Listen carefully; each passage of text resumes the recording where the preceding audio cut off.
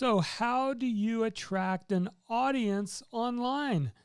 That's a big mystery, right? How do we rise above the noise? How do we get our message heard? How do we actually attract people to our message? Well, that's what we're going to be talking about in today's episode of the Market Your Message show. We are here, we are live. It looks like everything is up and running, which is awesome. Hope you are doing well.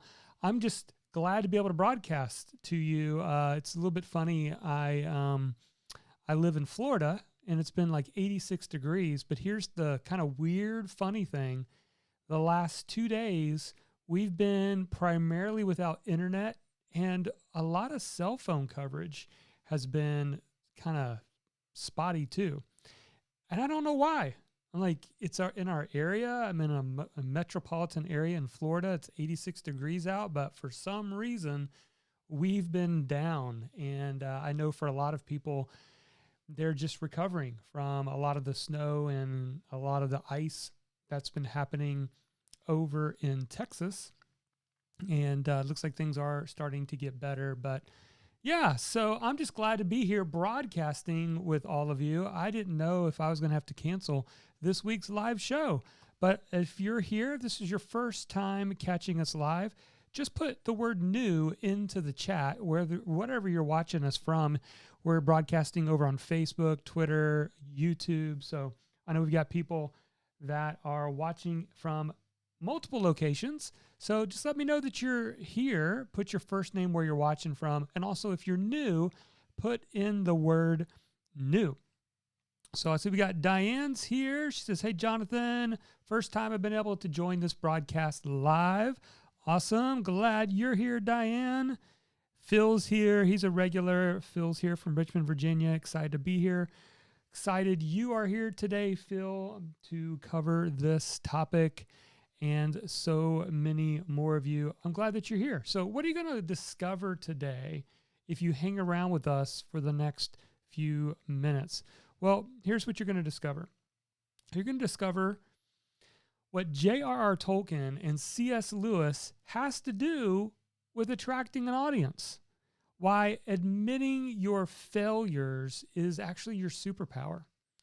The right way to share your successes, and yes, there is a right way and a wrong way, I believe, and much, much more.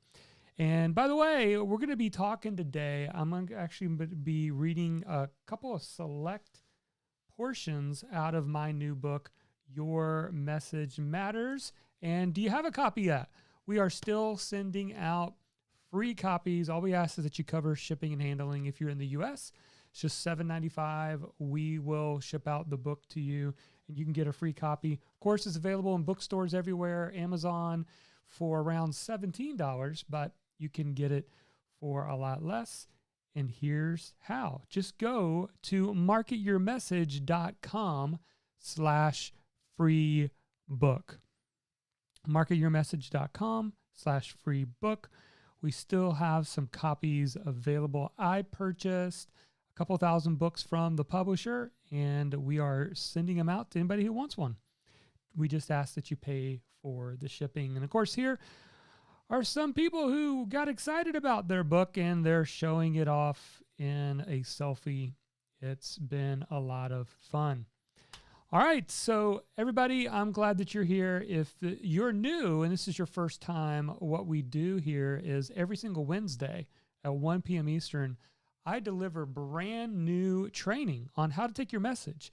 Whether you want to write, speak, teach, coach, something that I've been doing for over a decade. It's going on 11 years now, and teaching you how to take your message and build an audience around that and ultimately make it your thing where you're making impact and income at the same time. So glad that you are here with us today. So, hey, we're going to get started. So I'm actually going to jump into the teaching portion of the show. And this is going to be repurposed into a future YouTube video and podcast, but you get to hear it, me record it live. But stick around because afterwards I'm going to be answering some questions today. Whatever questions you have, you can just throw your questions in the chat, whether you're on Facebook, Twitter, Whether you're watching over on YouTube, just put the capital letter Q in front of your question, and I'll be sticking around answering your questions today. All right, gang. So we're going to go ahead and jump in and get started with the show. So here we go. So how do you attract an audience online? How do you get people to pay attention to your message? Is there a proven formula? Is there a secret traffic loophole? Is there a secret method? Well, today in our show, I'm going to be talking about my 3 secrets to attracting your audience online. Let's get started.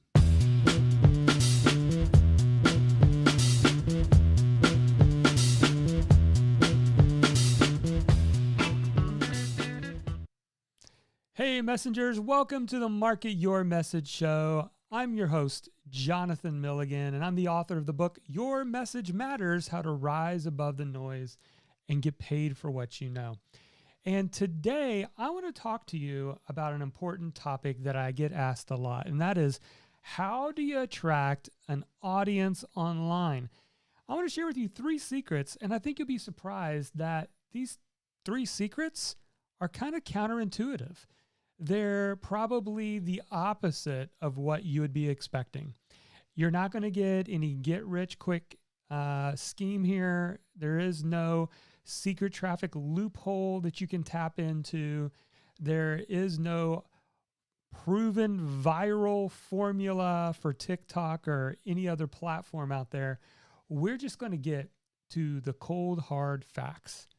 And I'm surprised more people are not tapping into this, because the truth is, this has done more for me than any other tool, tactic, social media platform. What I'm going to teach you today can be done in person. It can be done online. It can be done through a podcast, through a YouTube video. It can be done through live streaming, a webinar. It can be done through multiple outlets. And it's a way of approaching things that actually connects your ideal audience to you long term. And that's what we're looking for, kind of the stickiness to what makes you attractive as a messenger, as an influencer to other people, that makes them say, you know what, I want to follow him. You know what, I want to follow her. This is somebody I can trust. And so we're going to jump in and talk about what I believe are kind of the 3 key secrets that, honestly, they're not going to be earth-shattering, but I promise you, if you do these things, they will attract your audience to you. And again, I'm surprised more people do not tap into this. Now I've got you wondering, right? What are these? Well, that's what we're going to be talking about. In fact, here's what you're going to discover. You're going to discover what J.R.R. Tolkien and C.S. Lewis has to do with attracting an audience, why admitting your failures is actually your superpower, and the right way to share your successes, and much, much more. By the way, if you're wondering, how do I get started, Jonathan? I want to blog, or I've been wanting to start a podcast, or I want to start an online business. I want to coach people, but I don't know where to get started. Well, we've put together an awesome resource called the Discover Your Message Blueprint. Now, this 9-page blueprint is free for you to download. We've had thousands of people consume it and give us feedback on it, and you can grab it right now for free. Just go to marketyourmessage.com/discover. All right, with that, let's get into today's topic. And what I want to do is I want to open up our topic by actually reading a little bit out of my new book, Your Message Matters. So I'm looking at chapter 16 in the book, and I want to kick it off with a story that I discovered doing some research for my book that was related to 2 of my favorite books and, quite frankly, movie series. And that is The Lord of the Ring and The Hobbit, written by 2 different people. One was written by J.R.R. Tolkien, the other by C.S. Lewis. But did you know that they knew each other? A lot of people don't know this. They knew each other and they were good friends. So I want you to hear a little bit of the story, and I'm actually going to read just a little bit right out of the book. The Lord of the Ring and The Hobbit are some of the most beloved books ever written, but they almost didn't happen. Most of us can't imagine a world without Middle-earth, Bilbo Baggins, and Frodo's quest to destroy the ring. But if it wasn't for the encouragement of C.S. Lewis, J.R.R. Tolkien would never have written either classic.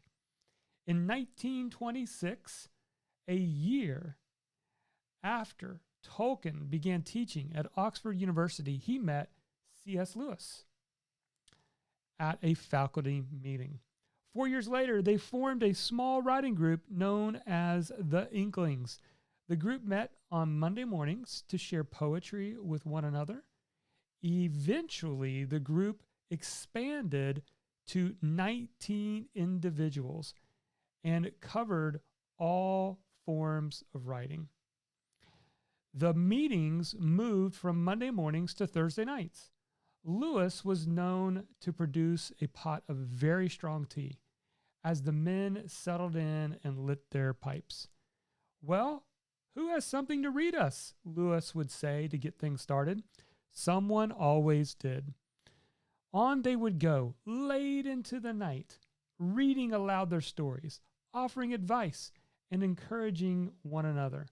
Tolkien would bring along a new chapter from The Lord of the Ring. Lewis would read aloud the Screwtape's letters to the group. If it wasn't for the encouragement of others, many classics would have never been completed. After Lewis's death in 1963, Tolkien wrote a heartwarming note to the Tolkien Society of America. And this is what he said, quote, "The unpayable debt that I owe to Lewis was not influence, as it is ordinarily understood, but sheer encouragement. He was for long my only audience. Only from him did I ever get the idea that my stuff could be more than a private hobby. But for his interest and unceasing eagerness for more, I should have never brought The Lord of the Ring to a conclusion." Of the Inklings, Lewis said, "What I owe them all is incalculable. Is any pleasure on earth as great as the circle of Christian friends by a good fire?" Now, you say, "Jonathan, why are you reading this old story? What does this have to do with audience building and helping people to build an audience?" Well, I want you to track with me. I want you to think about this. For many of you, maybe right now, you are kind of where J.R.R. Tolkien was when he was writing a couple chapters of a book, The Lord of the Ring, right? This is way before he was known as an author, way before anybody knew who he was. And in his own mind, he's wondering, does my message matter? Does my story, can it make a difference in other people? And you can hear some of his difficulty or his inner conflict that was going on. And he said, again, the unpayable debt that I owe to C.S. Lewis was not influence. And here's the thing, for a lot of us, a lot of what I see as, experts out there, people who are trying to stand out, they're trying to show how great they are for their topic or their subject matter. They're trying to do it by impressing people. They're trying to impress people. And what you don't realize is that that's the thing that turns people off. When you try to impress people, when you try to just enact or force influence, it doesn't work. It turns people off. But what worked for J.R.R. Tolkien? What was it that C.S. Lewis did for him? Again, he said it was not influence, as it's ordinarily understood, but sheer encouragement. He was for long my only audience. Only from him did I ever get the idea that my stuff could be more than a private hobby. Wow. So here's the lesson. Here's the big secret. Don't try to be the expert. I want you instead to just learn to be the guide. When you try to be an expert, you try to position yourself as the expert, where you're impressing people. You're trying to impress them with your credentials, with your experience, with your knowledge. That's the wrong way to approach this whole thing. If you want to attract an audience, the fastest way is by encouraging people. In fact, the title of this chapter in my book is called Encouraging Hearts, moving people from discouragement to hope. I believe, regardless of your topic, regardless of the industry you work in, that you can tap into this idea of offering encouragement and offering hope. So let's look at 3 secrets related to this and how you can actually use this, because this is more than just warm and fuzzy, but how can we actually apply this? Here's secret number 1. I want you to think about saying, you're not alone. Your audience, even if you don't have a large audience yet, what they need from you in your blog post, in your podcast, what they need to hear from you in your videos or your live streams, they need a sense of like, hey, have you ever felt this way? Then guess what? You're not alone. You see, the way that you build a tribe is through common shared values, challenges, and experiences. In fact, when I wrote the introduction to my latest book, I spent the whole introduction talking about my 10 to 15 year journey of struggle and challenge to find my big purpose out there. I mean, I went all through my 20s and even partly through my 30s trying to figure this out, jumping from one thing to the next. And I looked like somebody who had no idea what he wanted to do with his life. But then I made a great discovery. And that's when I started transitioning in the book. But I started by saying, you know what? If you have felt like a wandering child, if you have felt like for years you don't know what you're going to be when you grow up or what your purpose is, welcome, because I felt that way too. You're not alone. And the way that you can attract an audience is to offer community by gathering people around a tribe. See, here's the thing. Most people think that you build a tribe by having a great tribal leader. Wrong. You build a tribe by creating community around shared values, understandings, challenges, injustices, wrongs. You just become the person, the guide who offers the people to gather together, to offer community. Pretty powerful, right? So offering community. You're not alone. Offer community. Now, here's number 2. Secret number 2 is I've failed too. You need that in your vocabulary. Again, if you're the guide, what do most guides do? Most guides, if you look at movies, look at, Mr. Miyagi and the Karate Kid, look at Yoda, look at so many different guides in movies in their roles. Oftentimes, somewhere in the movie, they talk about a failure that they had as a guide, like a failure they had when they were younger. There was some kind of, guess what? I have failed too. And what does that do? That helps people to be like, you know what? Failing is kind of part of the process. It's okay. And so you also want to be thinking about sharing your failures. Now, here's the thing. For a lot of people, they think, well, Jonathan, if I share failures, won't that like put a dent into my credibility as a leader? Wrong. Again, this is another contrary belief. We think that we can only share our successes and not our failures. But by sharing your failures, it attracts your audience to you because they feel like I can trust this person. They've been through challenges too. They're not perfect either. They've had difficulties as well. In fact, I talked about this in the book, and I want to read this to you because I think it's so powerful. And it's a great illustration of why this principle works. Okay. So, what makes a superhero likable? I want you to think about that for a second. What makes a superhero likable? Is it really their superpowers? Is it Spider-Man's ability to scale the heights of Manhattan? Is it Iron Man's super genius intellect? Maybe it's Captain America's raw courage. Superheroes' powers are indeed impressive, but I believe that what makes superheroes likable is not their strength, but their vulnerability. We like Superman because he, like us, struggles with doubt and a little bit of immaturity. We like Iron Man because he too struggles with ego getting in the way. We like Captain America because his kindness causes him to be taken advantage of at times. Your failures too make you more relatable than your successes do. What's great about this is that you don't have to put on a show. Being you is good enough. Sharing your past failures and struggles make you more relatable. It offers hope to others that if you've made the journey, so can they.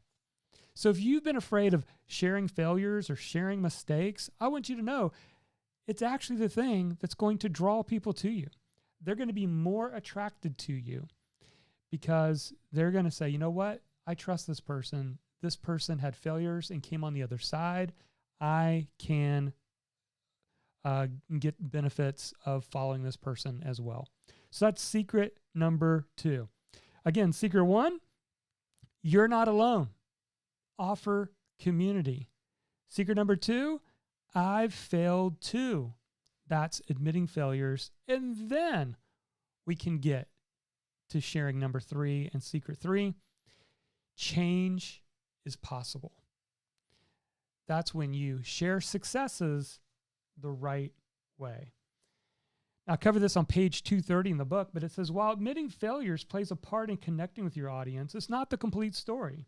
Our goal is not to form a support group, but to build a thriving practice. We want to add value to people's lives, whether they buy from us or not. But we do hope that some of them, even many of them, will become our clients or customers. And part of that involves showing them that what they have to gain by listening to our messages. As a messengers, you're going to want to share stories of success, and the most powerful stories of success come from people you have helped.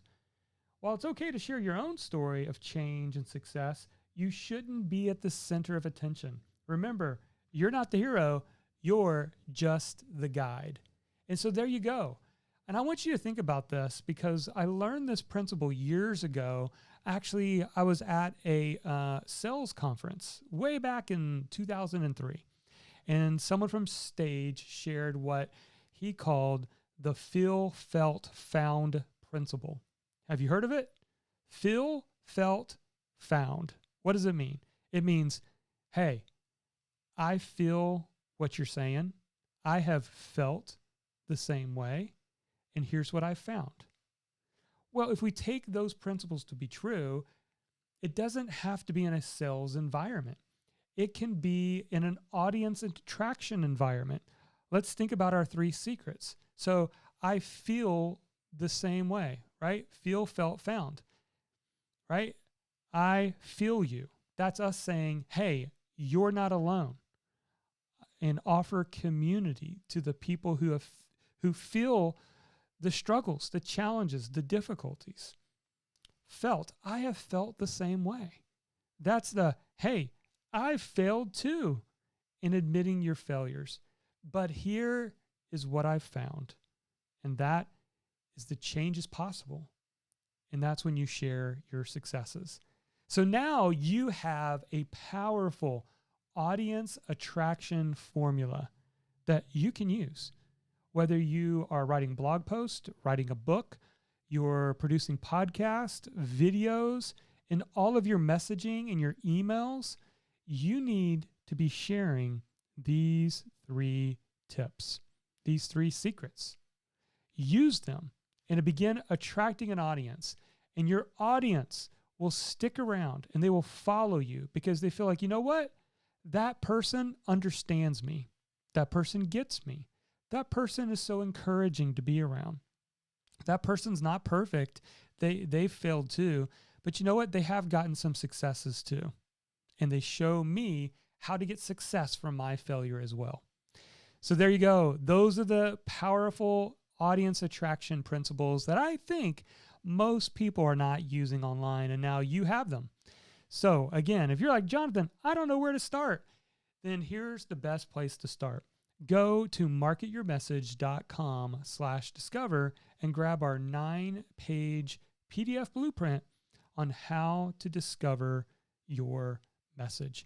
Well, that's it for this episode. I truly hope that this has been an encouragement to you. And if you like our show, let us know.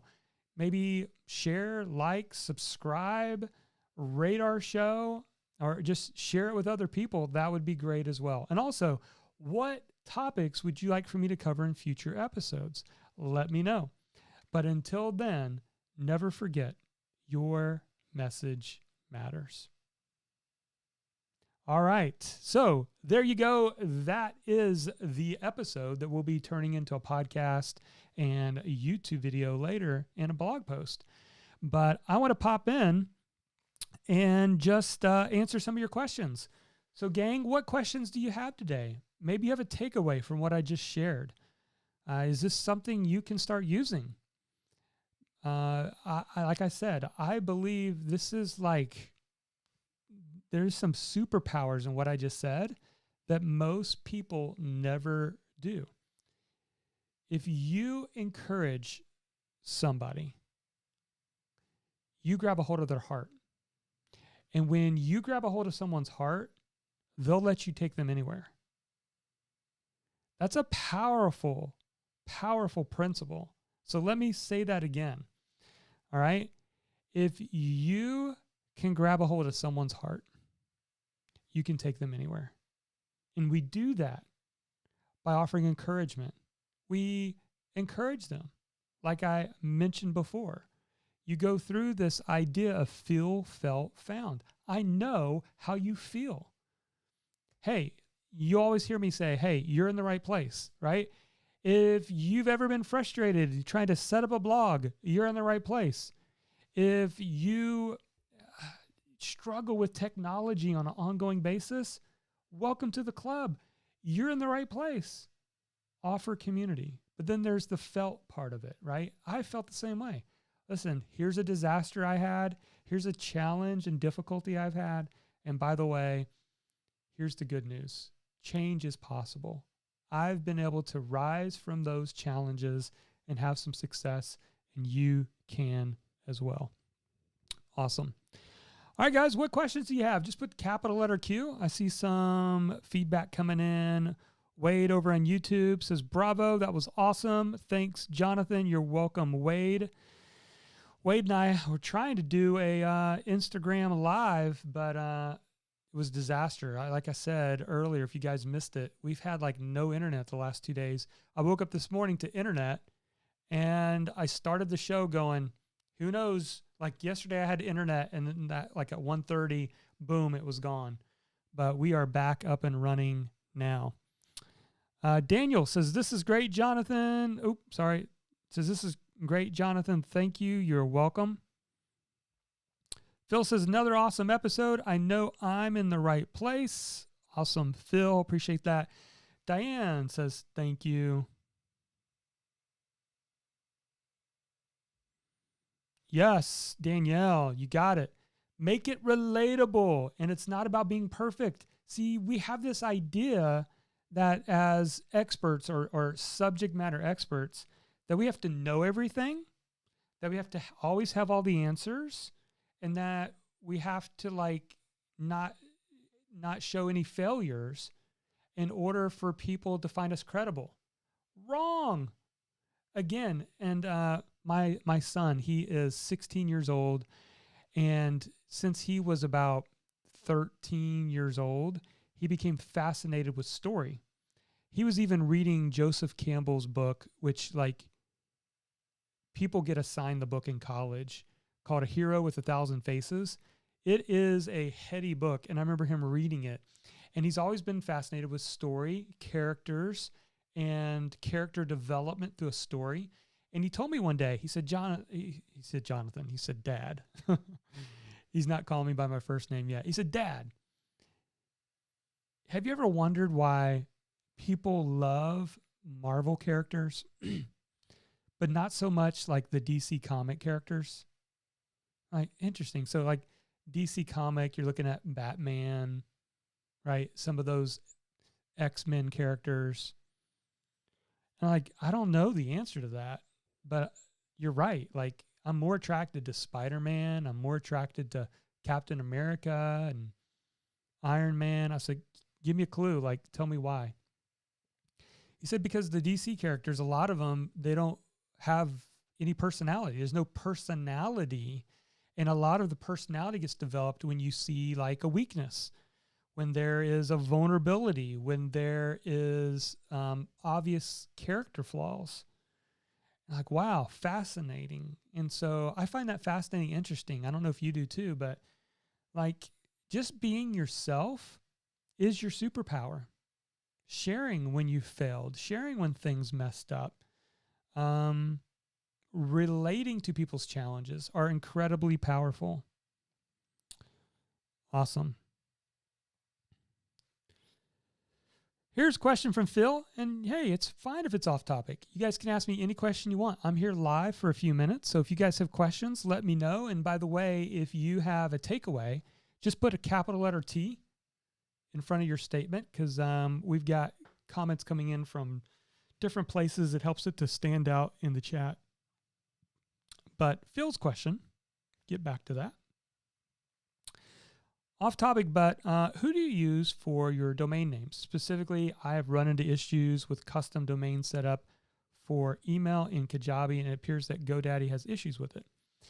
Yeah, so I have always used Namecheap ever since like 2009. And primarily why is because I bought a course on how to set up a WordPress blog, and the course said, use Namecheap. So the good thing that I am thankful for about Namecheap.com is typically when you're dealing with a name registrar, there's not a lot of customer support, because after all, you're typically paying $10 a year. So it's like, how much support, live chat support, can somebody really offer at $10 a month or $10 a year?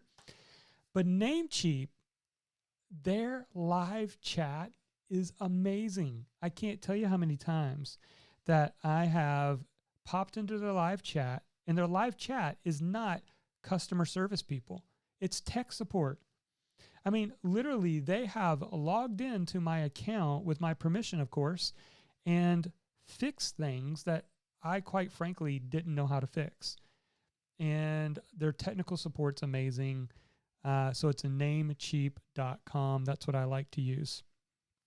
All right. Any other questions, takeaways, guys? Throw them in there right now. If you've got a quick question for me, maybe it's related to blogging, live streaming, podcasting, email list marketing, anything. You can throw in your question. And also, I want to collect a few takeaways before we wrap up today. So just put capital letter T in front of your takeaway. And yeah, I am excited to read those off. And I'm just thankful, guys, that I honestly got internet. I was teasing my family. My daughter's away at college, but my son and my wife are here. And I was saying, this is what I remember it being like in the 80s and early 90s without internet. You know, we didn't even have TV either because I use YouTube TV. So obviously that was out. And so we did? We cracked open the board games. So we still have an unfinished game of Monopoly downstairs right now on our dining room table. So we've been having to eat our meals in our breakfast nook, because our dining room table has an unfinished game of Monopoly. I mean, are you surprised? Like there's an unfinished game of Monopoly. I mean, isn't that like the longest game ever to like actually win? But yeah, that's still going on downstairs, and that was the fun part. Is it kind of forced us to get creative. So we can't watch TV, we can't do anything on the internet. Let's just hang out together, and we're like, you know what? We need to do this once a week. We need to pull out a board game as a family and play something once a week. All right. So Phil asked a very important question. So is this traditional or themed Monopoly? Very, very, very wise and important question there, Phil. It was actually Legend of Zelda Monopoly. So my son got it as a Christmas gift, and we had yet to like open it. So we've probably got 3 or 4 versions of Monopoly, honestly, somewhere around the house. But yeah, there you go. All right, any takeaways? Anyone? Takeaways? I see Phil's got one. Lean into being the guide and not the expert. I like this because it allows you to lean into what you know and that you don't need to know everything. Yeah. You know, a guide is somebody who's just a few steps ahead, right? It's like the older brother helping the younger brother. It's not the parent who has many more years of experience. It's just somebody who's a little bit further ahead on the journey. And the phrase that I like to use, Phil, that I want all of you to adopt because it's always been an encouragement to me, is to be a leading learner. If you're a leading learner, what that means is you've just read a few more books, you've had a little bit more experience than the people you want to help. And it's also something that you can continue to get good at. There's a statistic, and I've heard different statistics, but the summary of the idea is if you've read 2 or 3 books on any particular topic, you know more than 90% of the population. So if you've just honed in on a particular topic and have read, digested, and understood 2 or 3 books on a topic, you know more than 90% of other people. And that's the thing, is we forget how much we actually know. It's another psychological term called the curse of knowledge. And the curse of knowledge is we forget what it's like being a beginner. Now, that hurts us in 2 ways. One is because the super, super basic stuff, we don't see it as valuable, so we stop sharing it. And what I discovered many years ago is that people value clarity, simplicity, and practical. You don't have to be fancy to attract an audience. Like, you don't have to be the most smart, most intellectual person who understands everything. You just need to be practical, simple. People are attracted to simple and practical. So be that. Awesome. Let's see here. Jim says, thought for sure it would be Back to the Future Monopoly. Yeah, I wonder if that even exists. You guys, if you're not aware of this the theme of our show, you could probably tell from the music at the beginning if you were here, this is an 80s theme. So behind me, it's right here. We've got the Back to the Future car, and we got license plate, and we've got 80s stuff all in this studio right here. So including the shirts that I wear each week, it's all about the 80s. Awesome. And yeah, I don't have Back to the Future Monopoly. I don't know. Does it even exist? I have no idea. Jim says, being the guide does take the pressure off being all-knowing. That can be exhausting and raise your blood pressure. Yes, it can, Jim. In fact, what has helped me is, for me, at times when I don't know the answer to the question, I simply say, you know what? I honestly don't know the answer to that. And is it that bad to say that? Right? I mean, we're human beings. So, I mean, I've been asked questions, at different times from even like coaching clients or people in my insider program, and they're like, Jonathan, what do I do about da da da da da? And I'm like, honestly, I don't know the answer to that. Now, I think I know somebody, or I can go research and get back to you, but I don't know the answer to that. That's not a bad thing. I don't think so anyway. Here's a question from Matt. Matt says, when you started, did you initially do it all yourself, or did you invest right away in certain things that you needed help with, website creation, etc.? Great question, Matt. So I started all myself. I mean, I probably did that for far too long. There are things that you can do to outsource today a lot sooner. But you know, back then when I first started 11 years ago, I had a young family at the time, not a lot of extra money laying around. It was like, I just kind of got to do this myself, bootstrap it. So the good news is it can be bootstrapped, but the thing that I wish I had done earlier is start outsourcing sooner. And it doesn't have to be expensive. Like, I made my first hire at 5 hours a week or less. 5 hours was the most that they could work. So I found somebody on Upwork to start doing graphic design for me. And I said, okay, I think I started them at like $9 an hour and did 5 hours a week, up to 5 hours a week. Keep track of your time using Upwork. And some weeks it was 2 hours. Some weeks they worked the whole 5 hours. But you know what that did?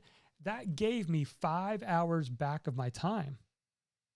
So then I hired a second person to do more email and customer service stuff, because I was getting people, I was starting to sell courses, but I was getting people saying, hey, I don't know my password. Hey, I'm struggling with this. I'm not sure. And so like I needed to get that off my plate. So I did the same thing, found somebody on Upwork, 5 hours a week. And that's where I started. And slowly, after I had about 7 or 8 people doing different things, only then did I decide, you know what? I need to hire an online business manager. And by the way, that should be the goal of all of you. You're the visionary, right? You're the visionary person. Most people who start businesses have the vision, the creativity, but what they struggle with, not all, but what a lot of them struggle with, is the actual grind or implementation. You need an implementer. So every visionary needs an implementer. There's a book called Rocket Fuel. Same author wrote a book called Traction. Once I read Rocket Fuel several years ago, as soon as I finished that book, I said, I need an integrator. I need an implementer who can take these ideas that I have and make them happen. And also, once you start outsourcing and you've got 3 or 4 or 5 people that are doing different things in your business, by the way, one quick tip on that, don't go out and try to hire someone right off the bat to be a mini, like MINI, a mini version of you. So I kept thinking, well, I just need to find somebody, one person who I can teach to do everything that I'm doing. It doesn't work that way. In fact, you will frustrate yourself. So what you do instead is do what I did the second round when I started outsourcing and started hiring people to do something very, very specific in my business. Like graphic designer designs graphics. She's not also learning customer service, how to use ConvertKit to do email blast, how to edit videos. No, all she's doing is doing my graphic design for me. And my customer service person is mainly doing a lot of customer service for me. So that's very, very key as well. So hope that helped. Fraser said, my takeaway is that it's possible to speak live on Facebook. I'm a high school principal, just learning now the potential of Facebook. I'm about as tech savvy as a squirrel. Well, hey, guess what? I was too. I was a high school teacher when I first started. I had this desire to influence and to teach online. I wanted to make a bigger impact beyond just the four walls of the classroom. And I didn't know how to do any of this stuff. I didn't know how to do webinars. I didn't know how to do live streaming like I'm doing right now. I didn't know how to set up a blog. And you're not going to learn it all at once, but it can be done one thing at a time. And like Peter Drucker, who has written several books on productivity over the years that I've read, he said we often overestimate what we can get done in the short term, but we grossly underestimate what we can get done in the long term. Here's the way that I phrase it. We overestimate what we can do in 90 days, but we underestimate what can be done in a year. Like if you get focused and you start following some principles and actually start taking action, you'll be amazed. A year from now, you'll be like, wow, I was able to do this and this and this and this. But what happens is for a lot of us is we get frustrated in the short term because stuff's not happening soon enough. Now, that might not be you, Fraser, but I know that has been true for me many, many years. I was always getting frustrated. Stuff wasn't happening soon enough. But then when I would look at it and be like, well, but what have I been able to accomplish over the last year? Wow, look, I was able to do this and this and this. So stick with it. Conrad said, just tuning in, but these takeaways alone are very helpful. Awesome. I appreciate that. Yeah. So if you hopped in late, you can always rewind this. So you're on YouTube. So we're on YouTube, Facebook, Twitter. But if you're watching on YouTube, you can actually drag the little play bar, whatever you want to call it, all the way back to the beginning and catch the show and the topic. But this is kind of the after party where I hang out for a few minutes and answer questions. Awesome. Well, ladies and gentlemen, thank you for being here. I may have missed a couple questions, but if I missed your questions, I apologize. But hey, if you like this, take a moment right now. If you're on YouTube, hit the subscribe button. If you are over on Facebook, like the page. That way you can get notified. In fact, on YouTube, if you hit the little notification bell, you can get notified when I'm live. It'll actually notify you as well. Matt's got a great question. Let me tackle this one. We'll wrap it up. About emails. How often do you send emails so it's not too much, but you stay relevant? Yeah. So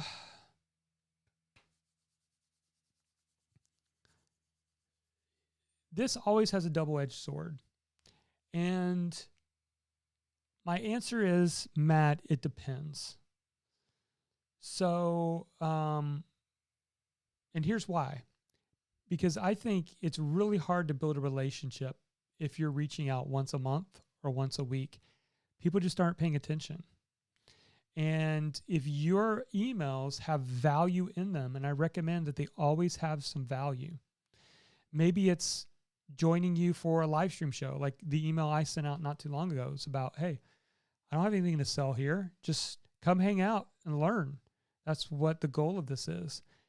If your emails have value, then don't be afraid to send more emails because it's building the relationship.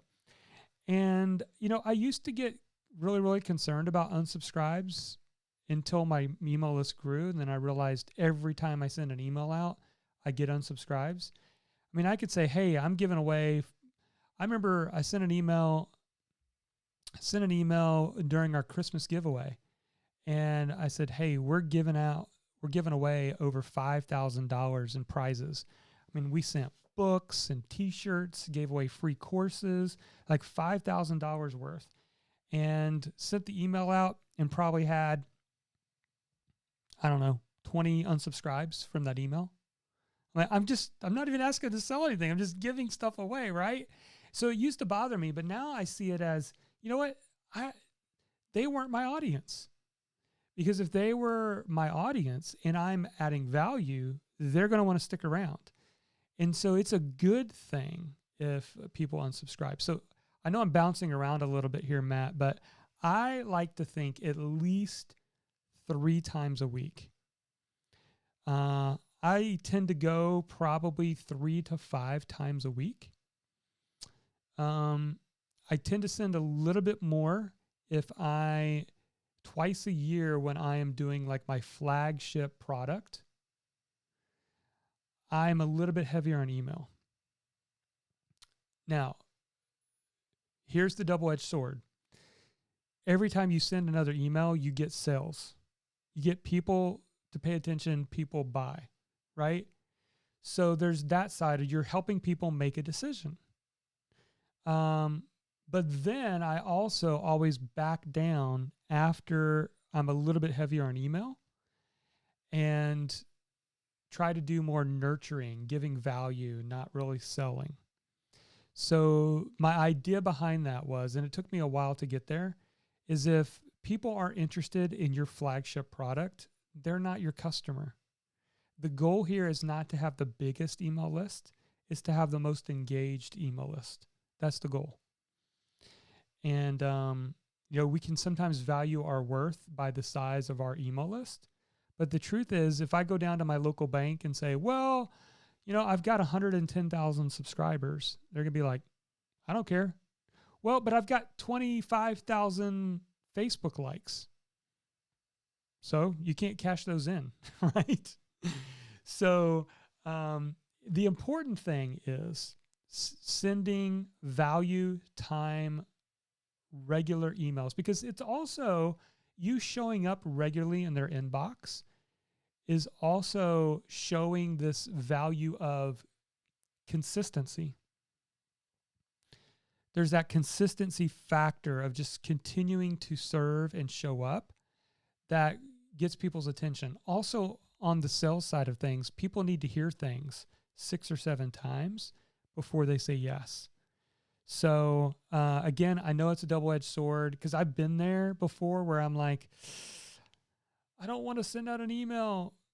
I'm afraid to send out an email. I just sent one out yesterday, right? I remember having that. I'm only going to send out one a week.